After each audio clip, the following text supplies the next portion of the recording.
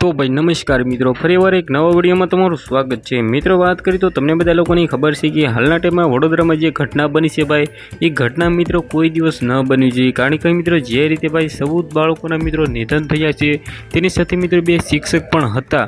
મિત્રો આ ઘટના બની છે મિત્રો કાલની, અને મિત્રો હાલના ટાઈમમાં સોશિયલ મીડિયામાં મિત્રો આ મુદ્દા પર ઘણી બધી ચર્ચાઓ થઈ રહી છે। સૌથી પહેલાં તો વાત કરીએ તો મિત્રો હાલના ટાઈમમાં ભાઈ જે મિત્રો 14 બાળકોના નિધન થયા છે, તેની સાથે મિત્રો વાત કરીએ તો જે મિત્રો એમ કે બોર્ડ છે ઊંધું પડવામાં આવ્યું છે। એક બોર્ડમાં મિત્રો 27 બાળકો નાખી દીધા હતા। મિત્રો તેની કેપેસિટી હતી માત્ર મિત્રો વાત કરીએ તો 15 બાળકોની, પરંતુ મિત્રો તેને ડબલ નાખી દીધા। તેના કારણે ભાઈ આપણે એમ કહીએ બોટમાં વજન આવવાથી મિત્રો હાલના ટાઈમમાં બોટ બુડી ગયું છે। તે પહેલાં તો મિત્રો વાત કરીએ તો ભાઈ શિક્ષકનો વાંક ગણાય, કારણ કે મિત્રો એક સાથે ભાઈ 27 બાળકોને મિત્રો નાખવા ન જોઈએ।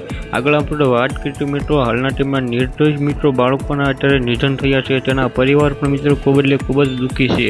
આગળ મિત્રો વાત કરીએ તો તમને બધા લોકોને ખબર છે કે હાલના ટાઈમમાં સીતાભાઈ વસાવા જેલમાં છે, પરંતુ મિત્રો તેને પણ ભાઈ દુઃખ વ્યક્ત કર્યું છે। મિત્રો સાથે એક જણાવવાની વાત એ છે કે મિત્રો જે ઘટના બની છે મિત્રો આવી વારંવાર ઘટના ઘણી બધી બનતી હોય છે, જેમાં મિત્રો આપણે એક ગલતીના કારણે મિત્રો અમુક લોકો મિત્રો ભોગ બની જતા હોય છે। તો મિત્રો આજની વિડીયોમાં હતી આટલી જ માહિતી। આ હોપ કે તમને આ વિડીયોમાં કંઈક સમજણ પડી છે।